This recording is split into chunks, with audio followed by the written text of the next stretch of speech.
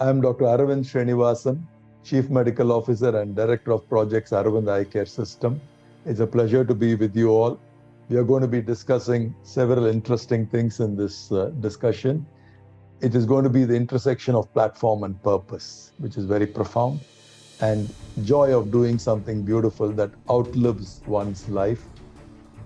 The third thing, which is very significant for all of us, is to emotionally connect with the purpose of the organization. And as a leader, communicate to people who are in the organization what they do adds meaning to the organization. And as a leader, connect to each individual in the organization to make the place a place where everybody thrives and everybody enjoys contributing to a larger cause. Welcome back to part 2 of our delicious conversation with Dr. Aravind. He is the Chief Medical Officer of Aravind Eye Hospital in Chennai, India. And he's the Director of Projects and the Eye Care System, doing amazing, absolutely amazing work. He has evolved himself, he's evolved his expertise and his organization, and they serve a population of 100 million. That's pretty crazy, huh? An organization that is 5 times more efficient than any competitor. They're doing absolutely insane amounts of work. In 2021, for instance, they extended its outpatient services to more than 4,327,000 people, and was able to provide sight-restoring surgery procedures to over 500,000 people, 50% of which was either free or at a very, very subsidized price. We talked about in part 1, we talked about this idea, and that we really want you to grasp, which is the connection between platform and purpose, and that purpose is not always this grandiosity, but it is about using the platform you have. You may have a very small platform, using the platform you have to feed that purpose, to serve that purpose, to make the difference you can make. And how that has been intrinsic inside of the organization that's built the organization, and that everybody in that organization, this is the theme here, is everybody's important. We talked about, Aravind talked about the metaphor of the tree, that we might see the beauty of the tree, the flower, the bloom that comes on the tree, or even the leaves as magnificent and beautiful, but we might often forget that there's a branch, there is a trunk, and there is roots that go into the soil. And, we might look at those things as less than, but nothing is complete without that symbiotic relationship. And so finding that in your own life and finding that inside of your own business, and looking at how, particularly if you're a leader, looking at the people you work with or who work for you or inside of the organization, understanding that they're the root of your business. And if you don't take care of the roots, the whole thing will rot. So it's a fascinating area. So in part 2 of the show here with Dr. Aravind, I want to really talk about the origination of this organization, because it's almost 50 years old. And one of the things that Dr. Aravind was saying in part 1 is that it's been driven by a purpose, but on top of that, there was a set of values that were maybe not as cool and interesting as they are today, and they were probably ahead of their time. Can you start there? Tell us a little bit about where your uncle started and how he came to form this thing that has grown enormously. Now, my uncle founded this organization at the age of 58. 58 is the mandatory retirement age in India. 58? Oh, whoa, hold on. That's important for me to know. I did not know that. So he was already, I'm a retired guy. Yes. And I'm going to start this. Yes. As opposed to I'm going to put my feet up and hang out. Okay, please tell us more. I'm already excited. No, so he retired from government service, and he was a bachelor. He had suffered in his life. He had arthritis, a bad arthritis, psoriatic arthritis, that left him bedridden for a couple of years in his life. He was dependent on others. He could recall that, and he would say, my life depended on others, courtesy. And that's where he learned empathy, caring for others. Mm-hmm. He was also from a very poor village. He saw a young woman dying during birth of a child, baby, and the mother died. So he saw a lot of suffering. And India in the 1976 was a very different country. Per capita income of $150. 80% of the people couldn't fend for themselves. Poverty was rampant. And that was the time he retired. And he was a very spiritual man, he was an evolved soul. So he wanted to go and do his spiritual work. He wanted to go and settle down in Pondicherry, which is the ashram, Sri Aurobindo ashram. The name Aravind comes from the spiritual gentleman, Sri Aurobindo. And but the family, he was the patriarch of the family. He brought his sisters, my father, my aunt, and this subsequently all the other people. So they said, oh, you've already done so much in eye care. He was successful as an eye care practitioner within the government ecosystem. When he came out, he was in the government doing with eye care? Yes, he was head of the department, the eye department. Okay.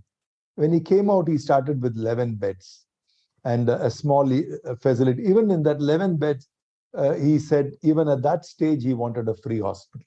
He wanted to continue to cater to the people in the community.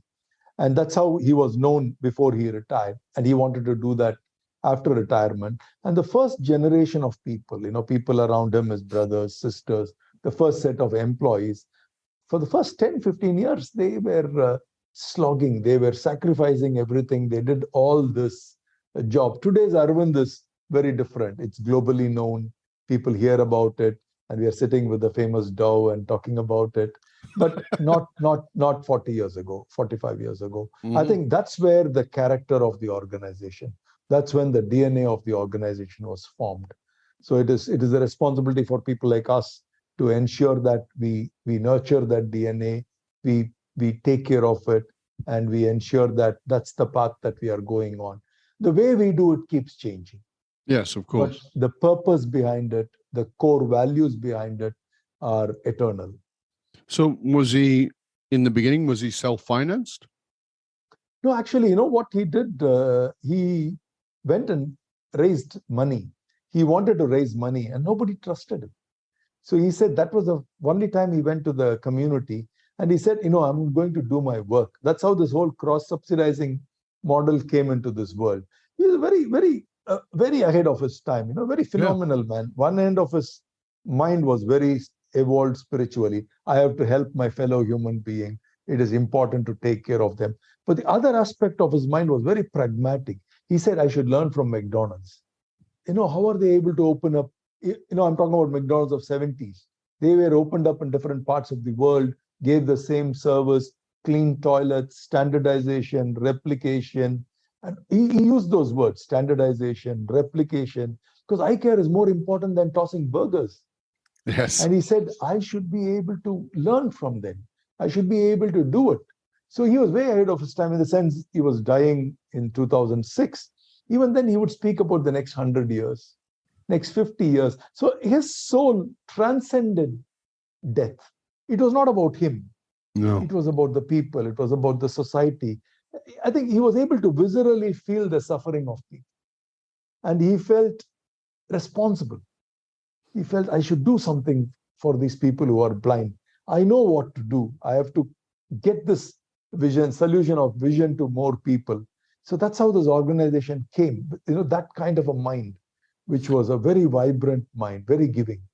And then so people around very collaborative as well. Very collaborative. And I should also tell you this, it's not about the family and the 20 people around him. No, it's not that at all. People from US, there was a foundation called Seva Foundation. People from around the world. I think that's another thing which you see when you're, I'm sure you see this all the time, right? When you see there is good work, just forces in the world align towards it. And they make these things happen. So sometimes you feel, the problem with purpose is people feel I have to do everything on my own. No, not at all. You just start the journey. Just the first step. People will show you the next step. People will come and join you. Maybe you will walk for 10, 20 steps alone, but people come. If you are clear about it, if you are honest about it, if you're sincere about it, there is a joy that comes within you, but there are people who are waiting for you. You will be the beginner of a movement. And that's what Dr. V was. So when he passed, when did you say that was? What 2006. Year? 2006. Where were you in the organization at that point? I was the administrator of the Madurai Aravind Eye Hospital. I had joined Aravind in 1993 Right. as a resident. When you have such a force of a human being at the head of something, and I'm not talking about that as being this dictatorial, demanding force, which oftentimes it is in these multi-generational families, but that's not the man you're describing to me at this point. But nonetheless, the gravitas of his presence, in his deep spiritual and his deep business and deeply driven by purpose, oftentimes that's the collapse of a system, because this primary person who is this force of nature is suddenly removed by nature itself, by age, is suddenly removed. Can you talk to us a little bit about that transition? I think he was a wise person, and he realized that. And see, one of the things which is very interesting, Dow, was he started at 58. He was not a player when he started. The competition comes when you're a player. He was a coach when he started. Right. So he was a coach all through. That's how he started this organization. So he was not running, he was not playing, he was not looking for his position or recognition. So he was constantly building people. The joy with him was, how do I build more people? So when he passed away, even today, I feel he's here. I don't think he has passed away. Right now, we both are talking as if he's sitting here. We're talking about his work. And his work is here for all of us to see. And it's growing, continuing. I'll share a quote with you, which resonates. Somebody threw a stone in a pond and a pebble in a pond, and the ripples keep growing. Sometimes you forget who threw the pebble. Yes. You don't know because you're seeing a ripple, but you realize someone has thrown a pebble. Yes. That's why the ripple is there. I think that's the power of people like Dr. V, Mahatma Gandhi, Martin Luther King, people of those, that kind of vintage. They are a very different breed of people. They don't go away. Right. So you don't think the transition was particularly difficult because his presence lived on in such a profound way? But interestingly, the leadership of the organization from an execution standpoint changed in 1997 to another chairman of the organization. Actually, and now the other person, Dr. Namparamal Swami, was the chairman. He said, I'm going to hold this position only for 10 years. I'm going to give it when I'm 70. So that has become, that's how the leaders have to set the guidelines. So he set the guideline. The next leader set the guideline. Now it's the third leader in position. So that is, people appreciate that. I want to play the game well, but my time will come to an end, and I want others to play the game well. That's really important, because I find that a lot of times, particularly in multi-generational family business, the leader wants to hold the baton till their last breath. And as a result, they're not prepared. And so when they die, there's a scramble for power, there's a scramble for authority, and there's a scramble for understanding what the role actually is, because they were always kept on the sidelines. Whereas if my time is coming and it has a maximum time, then I have to prep. I have to make sure that the person who takes over after me really knows how to carry this vision forward. So it comes from powerful. It also comes from a deep inadequacy. Your whole identity comes from only your position and what you do. That's not very healthy. Well, it's not purpose. It's identity. Not purpose. Right? It's ego. You and I talked about this in our previous conversation, is that many people in leadership roles are not running their lives or their businesses on purpose. They're running them on identity, on ego. So this is who I am. No, that's your role. Your role is to make the difference in that role and do the best you can, but that's not who you are. And so a lot of these people, when their career ends, they don't know who they are anymore. They've lost that. And that's sad. True. One of the points that has helped me a lot in this way of thinking is, somebody taught me this, don't think your life is linear. I'll finish this and do something. Look at your life as a circumferential thing, where you're running from, when you're a CEO, you're running in this circle. Try to seed something beyond that so that you have a purpose beyond this.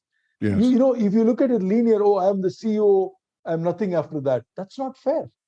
No. Because, you know, it's your own son and daughter, it's your own family members, it's your own subordinates need to be having an opportunity to do what they want to do. You know, so I like this idea of, you know, looking at life as, you know, you jump from one thing to the other. Well, one of the things that you and I talked about is the Jewish proverb around Adam 1 and Adam 2. Yeah. And I think that pretty much talks about what you were just talking about. Tell us a little bit more about that. Yeah, see, I think this is something which was my own self-realization, and then I landed upon the Adam 1, Adam 2 concept. So one is the resume virtue, you know, what you all accumulate, you know, which is a success paradigm. You know, what is happening to me? How well am I recognized? What is my position? What is in it for me? And that's probably the first half of life, you know, 40 years, 45 years. The second half of is the significance paradigm, Adam 2. It's the eulogy virtue. You know, what are you leaving behind? You know, the world has given so much to you. You're fortunate. You're very fortunate few. You know, like we spoke about that $100,000, 100,000 pounds, you're 0.1% of the world. People who died to be in your position.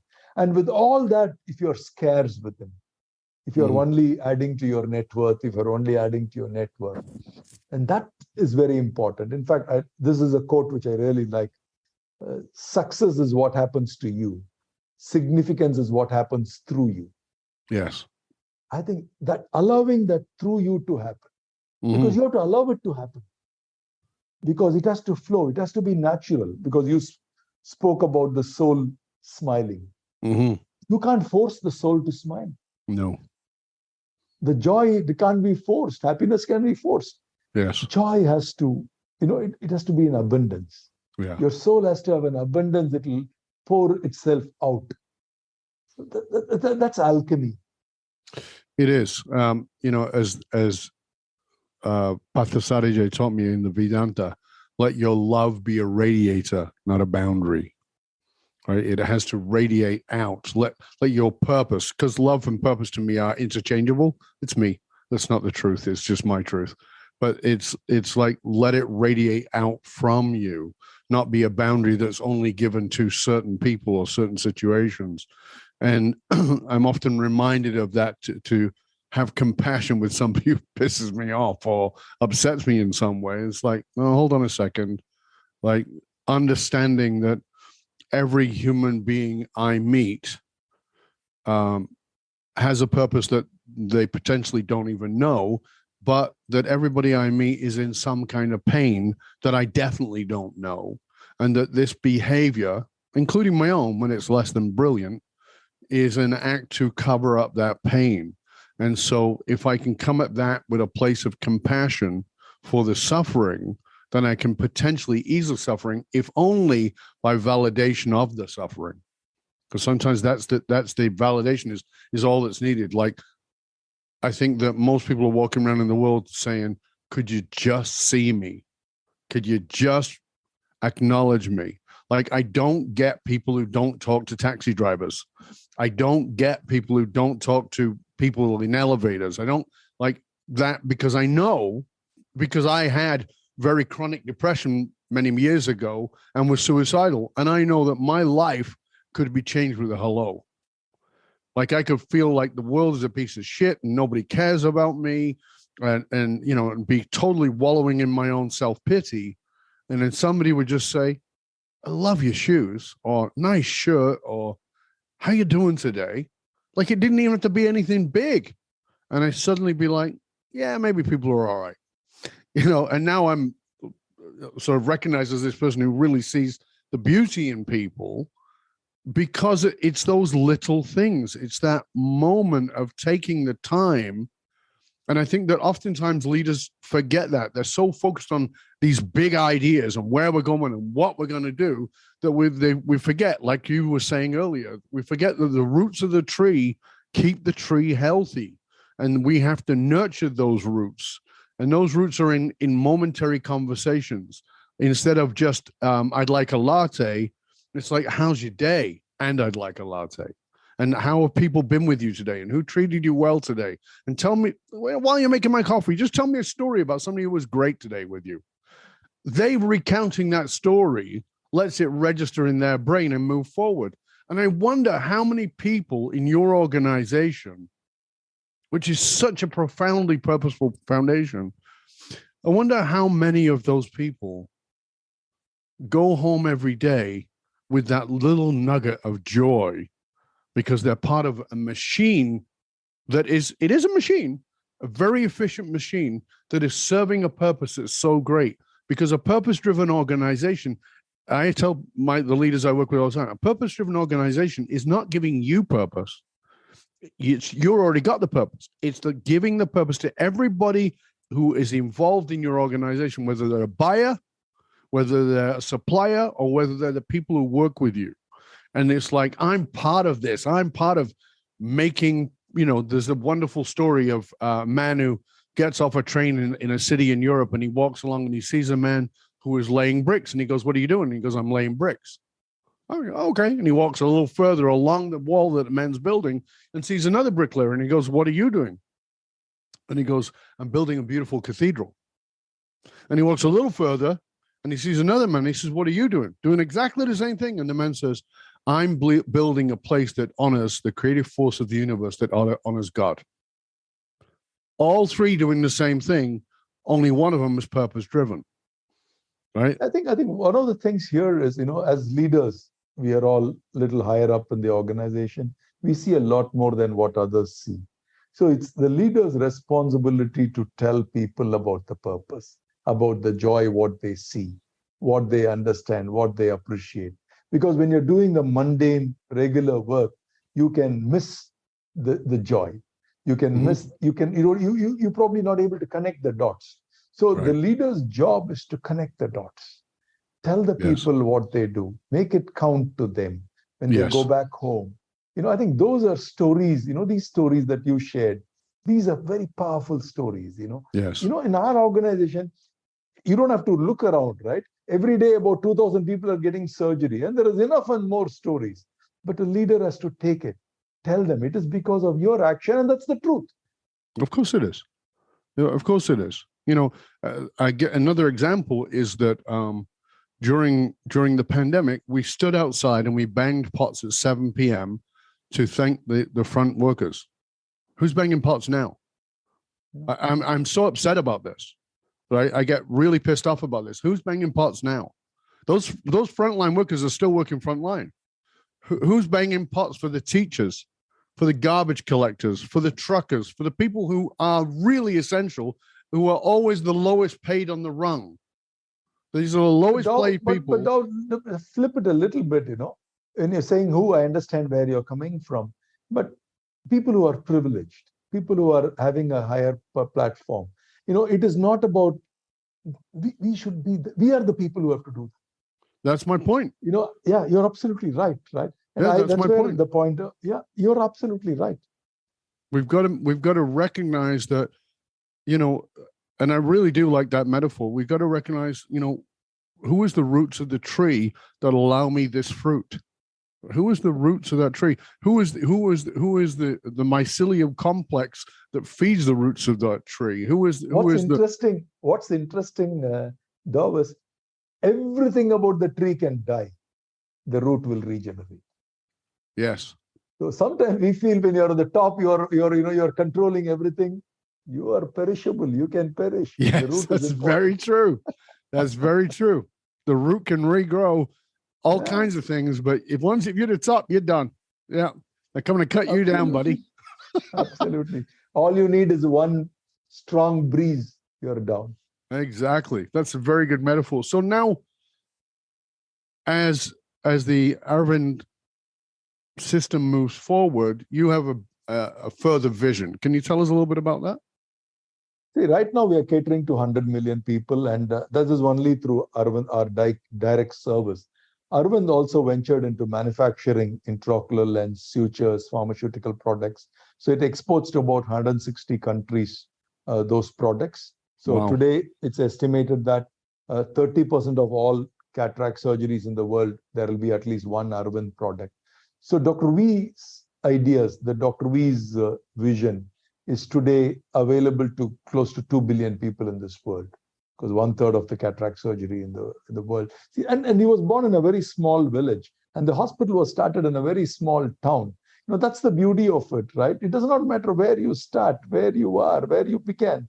But when the world recognizes who you are, and if your soul is truthful, if it has the power, the world comes to you. And Arvind's plans are to reach more people, touch more people. Through Aravind by itself, we probably would like to go from 100 million to 200 million people, and also get the manufacturing to supply at an affordable cost to more people. And also Aravind has another arm, which is the consulting arm. What Aravind has done is not to create a unique surgery or anything. Now, what you said, look at why we are 5 times more efficient, right? Simple factor. Yeah. We are only about 30,000 ophthalmologists for 1.5 billion people. US with about 280 million population has about 40,000 ophthalmologists. So unless we are efficient, we won't be able to take care of our people. And with Dr. V as a leader who said every person who needs vision has to have a good vision. Sight should not be an optional thing. Sight should be a basic necessity. So how do you do that?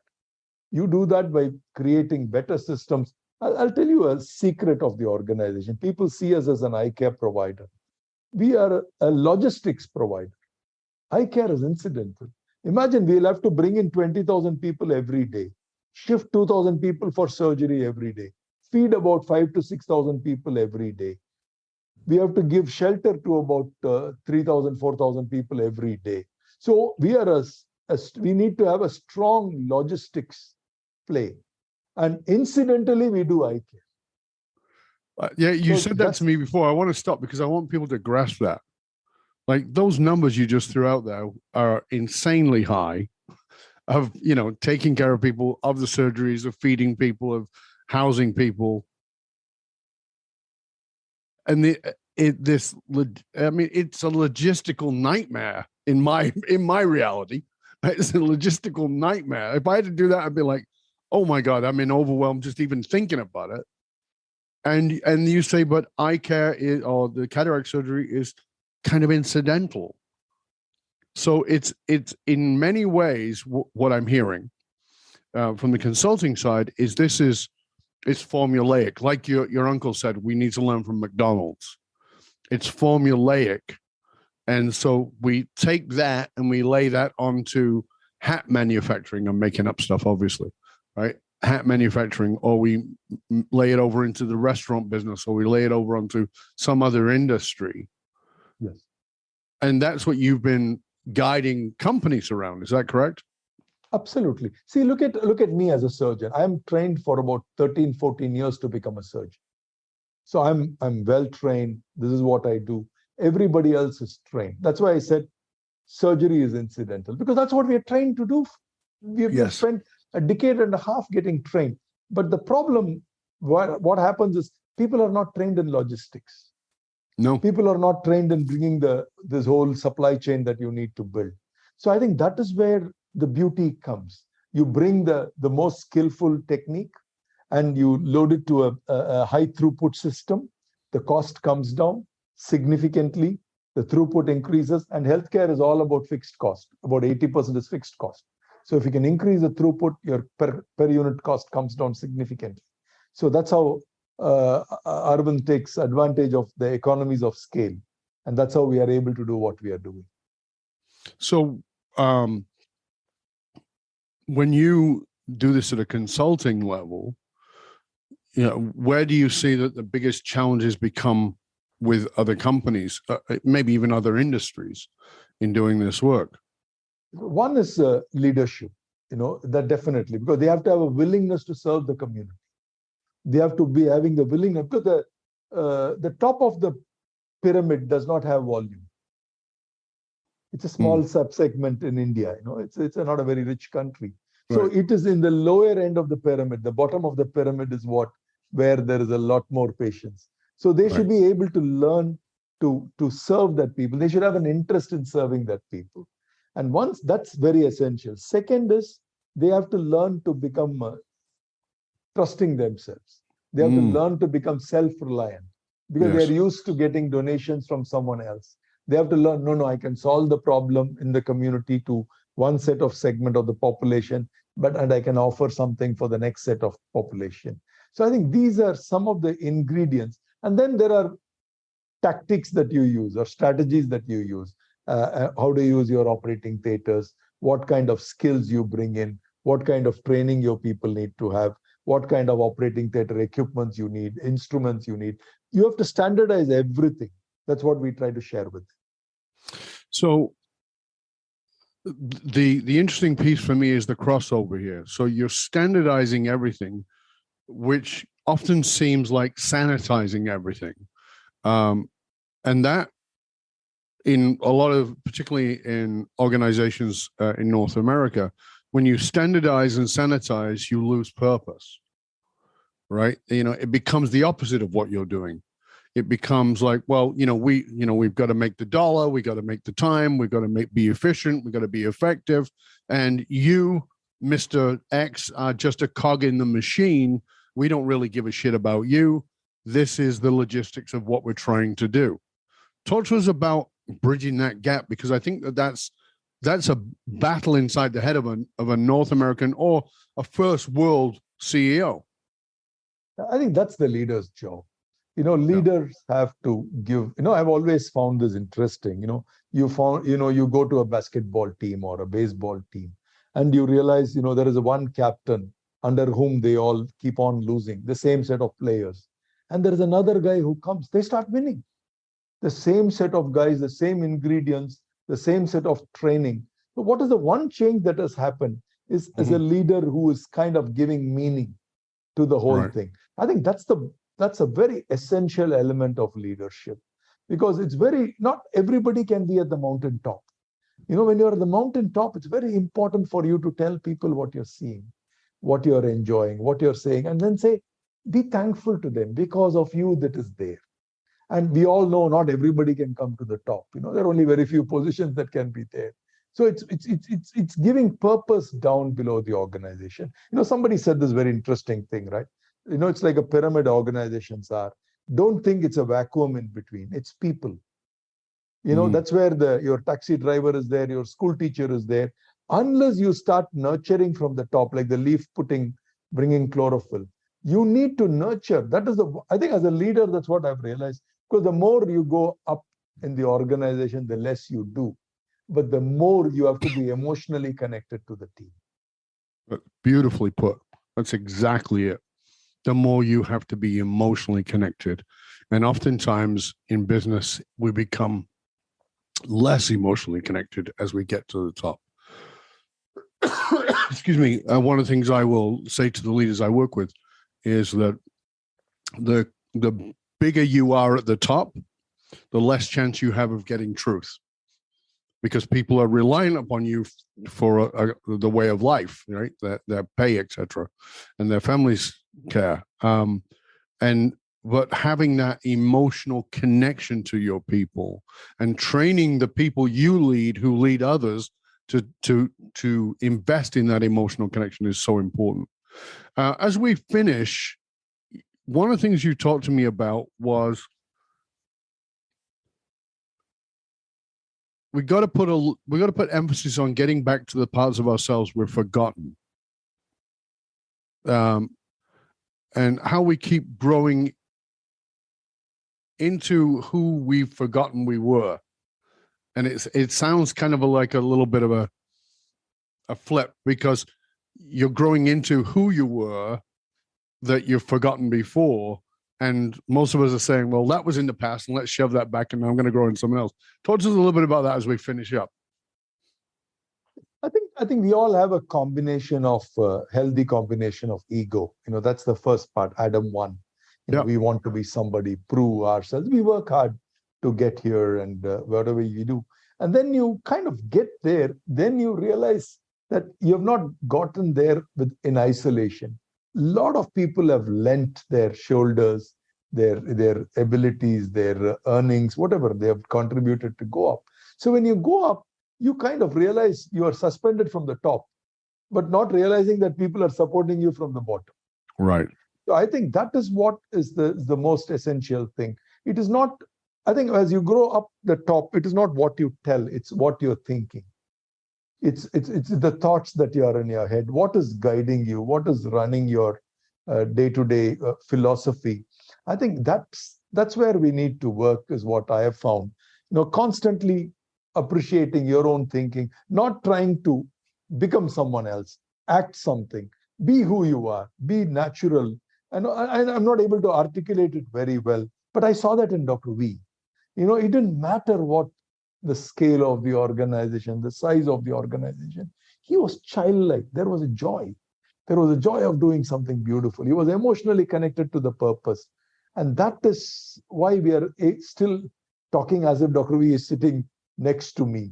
I think that's a great example of what leaders are, have to be. You have to constantly tune into the joy and not become distant, not become this person who is, for want of a word, who is like a moron. Yeah. He's not even accessible, can't speak much. People are afraid of that individual.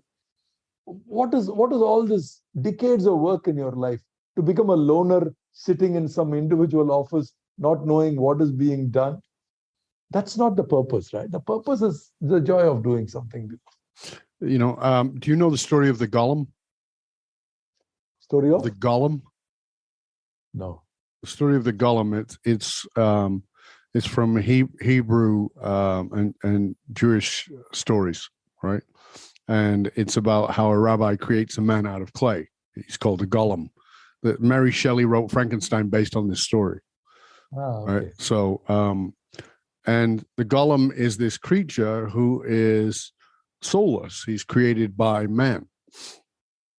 And I think that it's really interesting to me that very often a powerful leader is a golem.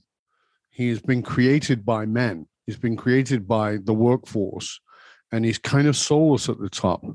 And I, the sadness of the story of Frankenstein, if you actually read the original Mary Shelley story, is that he craves a soul, right? And all he is persecuted and feels like he's going to be attacked.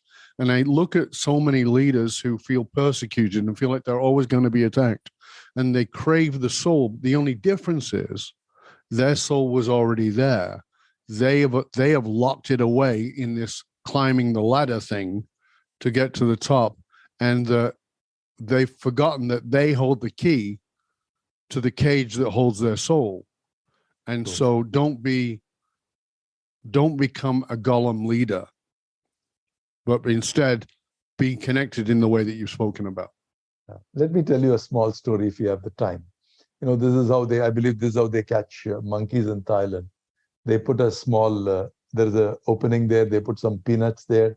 Yeah, the monkey catches the fist and leaves it. And a lot of times, many of us as leaders are like that. Mm-hmm. Letting go. Maybe we will become much larger persona. How do we know? Because we are holding on to something small. Yeah, the monkey fist is a great lesson for all of us. And it's very easy to cling to what's familiar rather than stepping into the magnificence that awaits us all. Aravind, it has been a genuine pleasure and an honor, sir. I'm deeply grateful that you took the time. I really do appreciate it. Thank you for taking the time to be with us. Again, please tell people where they can find out more about you, your organization, whether that's the eye care or the consulting, whatever it might be. Yeah, www.aravind.org. So pleasure talking to each one of you. Wish you all the very best. Thank you. Thank you. And again, for you, dear listener, we, of course, will give you all of those URLs where you can find Aravind. You're also on LinkedIn and some other places that people can reach out to you as well. So we'll make sure that you have all that. Of course, we'll put it all in the show notes. And remember that those who control the meaning for the tribe, and that was that was exemplified beautifully. Those who control the meaning for the tribe control the movement of that tribe.